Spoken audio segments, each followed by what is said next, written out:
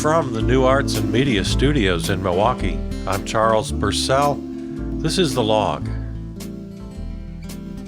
So, over the holiday weekend, the Thanksgiving holiday weekend, I got into I always tell you about this when it happens because it happens so rarely. I got into an internet fight, a social media fight. Well, I'm already overstating it. It was literally 2 comments. But I almost never, I just never engage. I don't get into these thread comment wars. All right, well, I couldn't resist. Here's the story. This guy, this friend of mine, I don't know him. He's a Facebook friend. According to his profile, he's an older guy. He's a white guy. He's an academic or a retired academic. So he fancies himself an intellectual. He writes books, and out of curiosity, I checked out his website. He has indeed written several books, but I couldn't find a publisher. I think, I'm not sure, I'm pretty sure they're self-published books, which is fine. Okay, that's all right. Anyway, just want to give you an idea of who this guy is. Well, he's a prolific poster. When he gets into a mood, it could be 5, 10, 15 posts in a single day. And they're always, 99% of them are intended to be funny. Now, he's a bit of a lefty, which is, I guess, I don't know how we became friends, but I guess that's how we became friends. I pretty much agree with him on most political ideas he puts out there. But he ain't funny. He's just the worst. Everything he puts out intending to be funny is just the opposite of funny. Like, how can you claim to be a smart, educated person, an academic, an author of books, and have such a piss-poor sense of humor? It's amazing. And not only a poor sense of humor, a complete lack of, well, in this case, logic and reason. He shared a picture, an old illustration. It looks like this thing is 100 or 200 years old. It's a really old illustration. This line of men all standing in a line, and in front of them, a line of women on their knees. And the caption of this illustration says, "An old tradition. At Christmas, women would beg their husbands for forgiveness from all of their wrongdoings and mistakes they made throughout the year." Okay, so this is what he's posting. Women kneeling in front of their husbands, and the caption, "An old tradition at Christmas." This is not what he wrote. This is the caption of the illustration. "An old tradition at Christmas, women would beg their husbands for forgiveness from all of their wrongdoings and mistakes they made throughout the year." All right, so that's pretty ridiculous, right? Well, this is what he posts, and his comment on the top, this is what he writes. "Some traditions need to be preserved!" Exclamation point. All right, so here's something that this guy does. He's often misogynistic, but he tries to get away with it in the guise of comedy. He just assumed that we're supposed to understand that he's joking. Some traditions need to be preserved. That's the entirety of his comment. Well, no, I'm lying. There was more, but it's kind of tangential to the story. Although it does further show him as kind of a dolt. The rest of his comment is, "By the way, they are not doing what you first thought, pervert." Because they're kneeling in front of their husbands, so he's got to make an oral sex joke. What an idiot. So this guy is an old, white, clueless jerk. You know, like I said, he's a lefty. He's a liberal, generally speaking, on his political posts. I think he probably has good intentions, but man, he can miss the target terribly.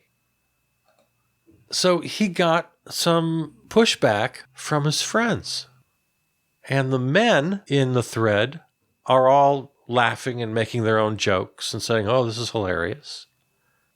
And the women in the thread are having none of it.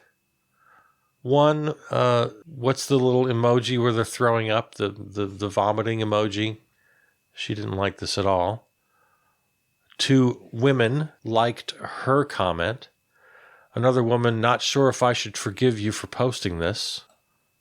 Several people reacted to this particular comment, not sure if I should forgive you. The original poster laughed at it. I don't think she meant to be funny. Another man friend laughed at it, as did, in fact, I'm looking at the list here. Yeah, the men laughed. The women gave it a thumbs up. So that's open to interpretation. I didn't think she was joking. Yeah, generally speaking, I'm looking down the list here. Yeah, the women aren't having it. This is a very bad joke. And then the men defending, well, welcome to Facebook. Someone with no sense of humor will contact you shortly. Yeah, none of the women are having it. Here's one man. Yeah, I get the joke, but this one's a fail, and I'd delete it if I were you before you get even more complaints. And the original poster says, no, people who know me get it. They should. My ridicule of that age and those perspectives is totally transparent. If they don't, better they should unfriendly me. I guess he meant unfriend me. Humor is too critical to me to compromise away. All right, so here's where we're getting down to it. By the way, I told you that I commented. And it was a pretty tame comment. I just said, I get your intent, but you missed your comedy target by a mile. Not funny. So, myself and one other guy are the only ones calling him out. All the other men in the thread are encouraging this. All of the other women are not having it. And he was very quick to be defensive, to use that classic defense of comedy, humor. And this is really my main concern here. People using humor as a catch-all and thinking they have it, because they don't. So many people are lacking, and they have no self-awareness. And he went on a rampage then because his post got removed by Facebook because it was false information. And he just goes nuts. Unbelievable, he writes. My satiric post about the annual tradition of wives apologizing to their husbands was taken down by Facebook as being false. It was a freaking joke. Humor in America is dead. Well, I don't know if humor in America is dead, but it's dead in you. You have no idea what humor even means. He posted this thing as though it were true. His comment in no way disavowed the truth of it. And here again, nothing but defense from the men and the women trying to make this guy see. All right, so here's where I couldn't resist. I just couldn't resist. My comment here. Because, I should tell you, I fact-checked this post. Because it looked like something that's been around for a while. You know, one of those things that keeps resurfacing. So I found that it's false. There's no evidence anywhere that there was ever a tradition of women apologizing to their husbands. It was just completely made up using this illustration, which the fact checkers, their best guess was that it had something to do with what they called a white dance, I think they called it, kind of a Sadie Hawkins thing where the women asked the men to dance. So that's their best guess. They weren't entirely sure where this illustration came from. But they said for sure, nope, never been any kind of wives apologizing to men. So that's why they took it down. So, again, I just couldn't resist. I never do this, but I couldn't resist. This is in response to his, oh, woe is me. Look, they're suppressing my humor. I'm trying to be nice. Here's what I write to him. I don't think Facebook disapproved of your comment. The meme itself has been documented as false. It's been circulating for years as wives' apology sans humor. There's no humor in this thing. Fact checkers find no such custom. The illustration, their best guess, is from an early Sadie Hawkins type dance where women invite the men. Don't know if this helps. Again, I'm just trying to help. They didn't take it down because of your joke. They took it down because it's false information. He replies to me, most people got the satire. A few didn't. I'm alive. I assume people will see the humor. That takes a certain type of nuanced, non-literal thinking, apparently. All right, I answer back. First, in my comment above, I was trying to be helpful. Facebook's removal, I'm guessing, had absolutely nothing to do with your quote-unquote humor. It had everything to do with false information. Second, I certainly understood immediately that you were joking. I got the joke. Some jokes just aren't funny, even to nuanced thinkers. If you're going to quote-unquote satirize sexist tropes, you better stick the landing. And he ends the conversation with this comment. Sorry, I never intended to accuse you of not getting it. But I wonder, how much humor must we sacrifice if every image used must be factually correct? All right, so at that point I gave up. Because he posted an image with a caption that was objectively false and misogynistic.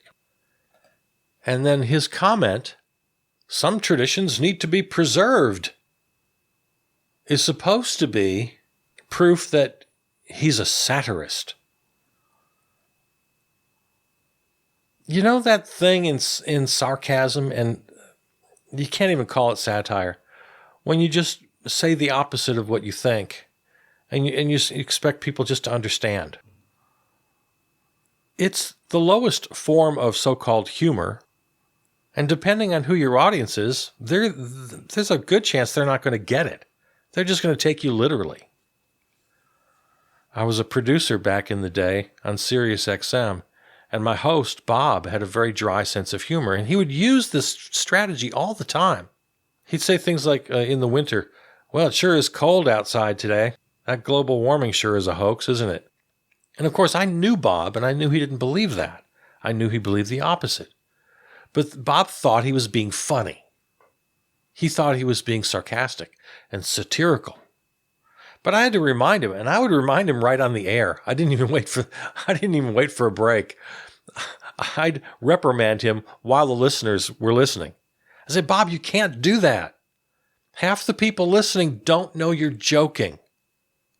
You can't do that. He did it all the time. And this is what this guy's doing. Some traditions need to be preserved. Well, obviously I'm joking. Well, why is it obvious? And then you got to toss in this horrible sexist allusion to oral sex. And I know this guy only from his posts. And they're often a bit misogynistic or just kind of gross. Another one he posted on Thanksgiving was somebody's cartoon, a really bad one, in a galaxy far, far away on a planet inhabited by giant turkey creatures.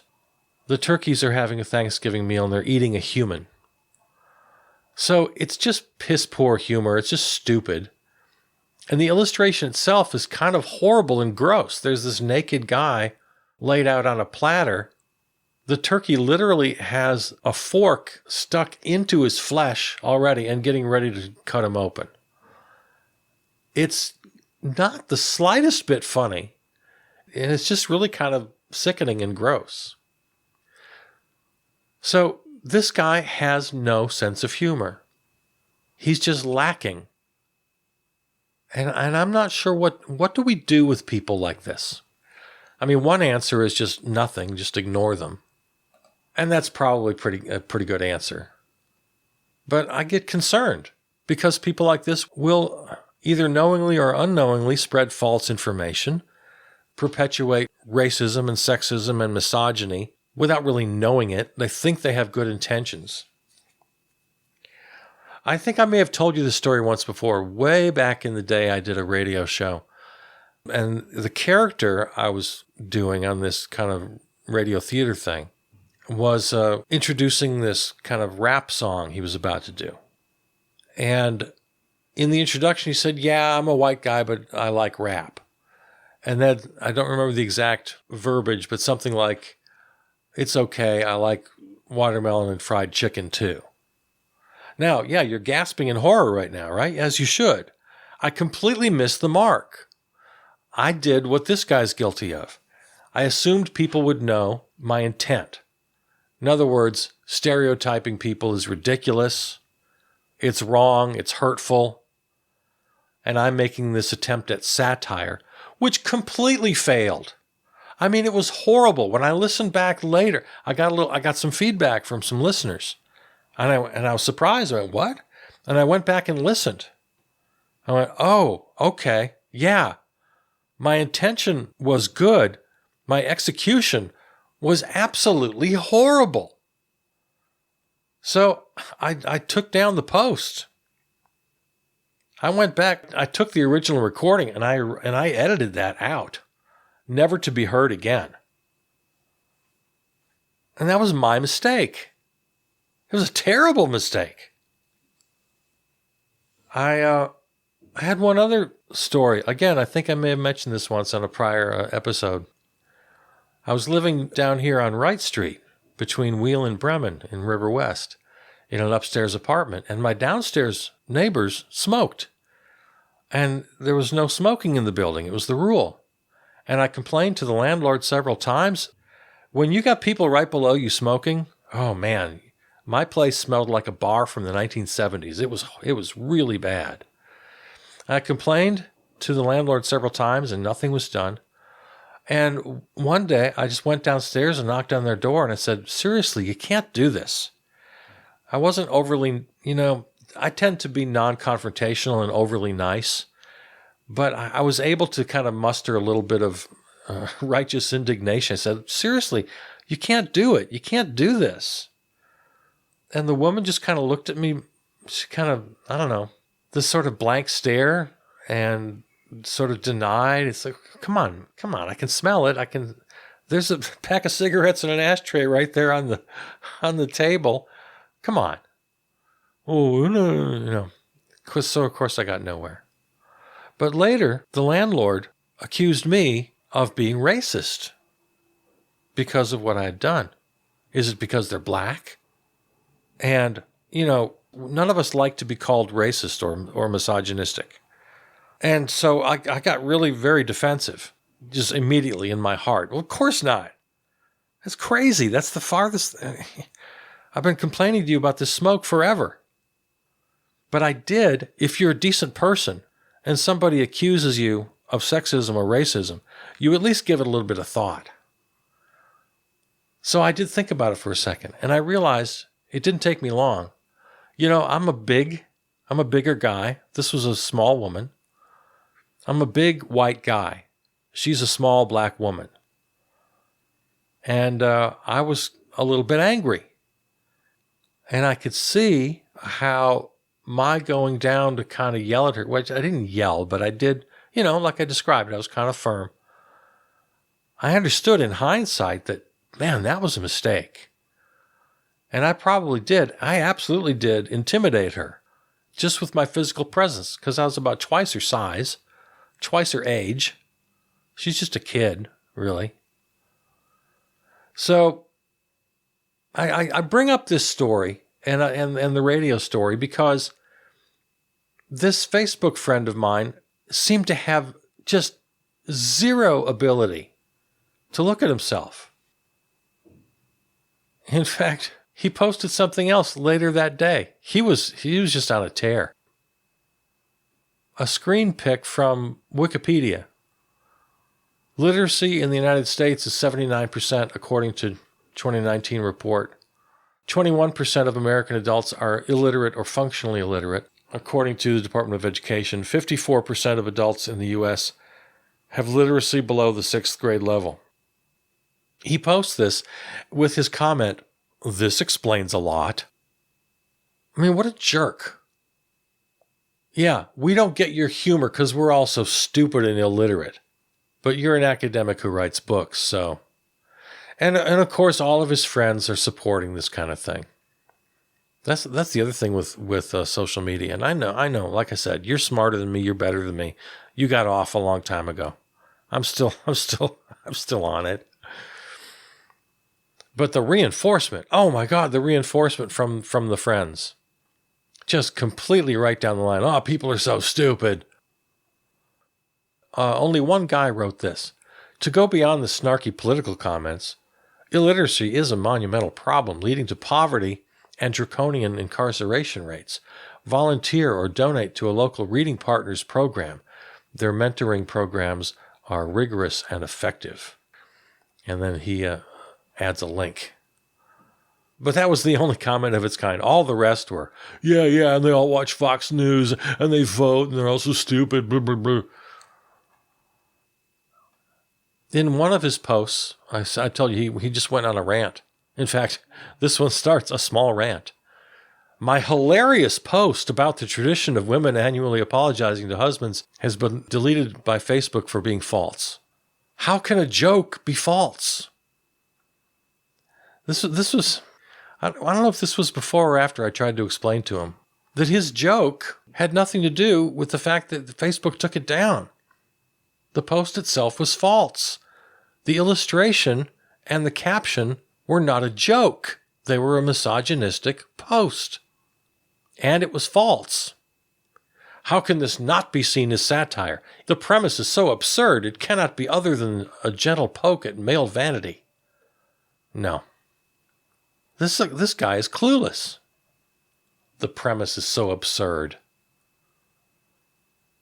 It's so indicative of people who just don't get it. You're not funny. You're not satirical. You're not hilarious. You're dumb and you're boring. And it's not a matter of taste. No, don't think that for a minute.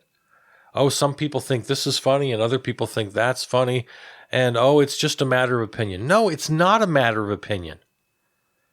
This is really basic reasoning 101. If you post something that's racist or sexist, and you just assume that people get your dry humor, oh, well, obviously I disagree with this, then you're just really bad at it, and you should stop doing it, and you should leave it to the pros. If you think claiming comedy gives you some sort of a license, well, let's use that analogy for a second. Licenses are issued, and they can be revoked. And to get the license and to keep the license, you have to follow some certain rules of the road. All right? So think of it that way. Claiming comedy doesn't give you free rein. The other thing I had to explain to this guy, and some of the women on the thread did as well, it's like, no, we got it. Because he was claiming people not getting it. It's like, no. We got it. It was just horrible. I can get a joke. I can understand why you think it's funny. I can get it and still not like it. In fact, I can get it and still really hate it. I mean, I like to be funny.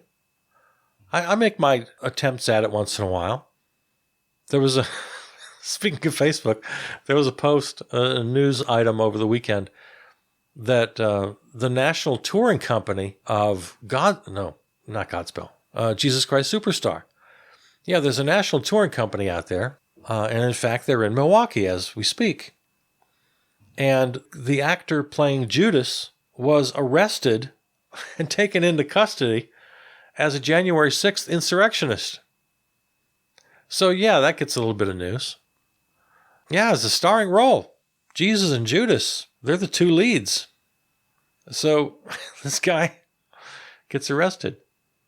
And I commented on the thread, just to be funny. I said, I'll bet his understudy turned him in. I mean, I like to be funny. I make my attempts every once in a while. I don't know. What's my bottom line here? What is it? Try to have a little humility. Try to have some self-awareness. And if you are criticized, like a couple of red flags. If you're accused of being a misogynist, say this is an online incident. If you're accused of being a misogynist and all the women agree with this accusation and all of the men are defending you, isn't that worth at least a step back? It's like, I better think about this. I better give this some thought. Instead of just immediately being defensive and just having, there's zero indication of any self-awareness or self-reflection here. So, yeah, I guess my bottom line today is have some self-awareness, have some self-reflection. Look for these red flags.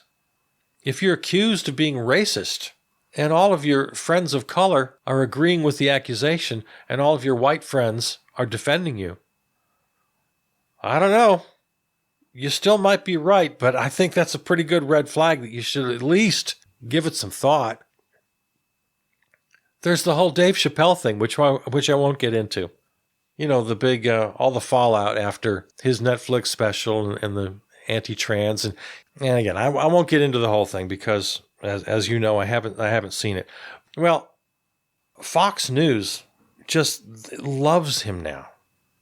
They are posting stories every single day about how much they love Dave Chappelle.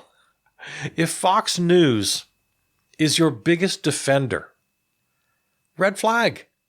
Maybe you should think about this for a second. If Caitlyn Jenner is your biggest defender, she came out recently. Dave Chappelle is 100% right. We must never yield. And of course, she's just all about this right-wing conservative attack on so-called wokeism and cancel culture. It's just all in that BS category. And that's sort of the other side of the coin. This guy I've been ridiculing this whole episode here, he's an amateur comic out there trying to be funny and failing miserably. Well, the other side of that coin is somebody like Chappelle, who's hilariously funny and very skilled at what he does. His blind spot is the fact that now he thinks he's some sort of cultural critic, that he's an expert on all things, that he can just opine about issues large and small. So they're experts in comedy, genuinely funny guys, great performers, who now use that as their ticket to cross over into punditry and opinion. Just like the other side of the coin, this Facebook friend of mine is an academic and expert in something or other, and just feels, because of his superior intellect, that now he's funny. Any amateur critic who comes out of the comedy world, or any amateur comedian who comes out of the academic world, if you're a self-identified satirist or humorist, step back, take a look. All right. I love you. I'm Charles Purcell.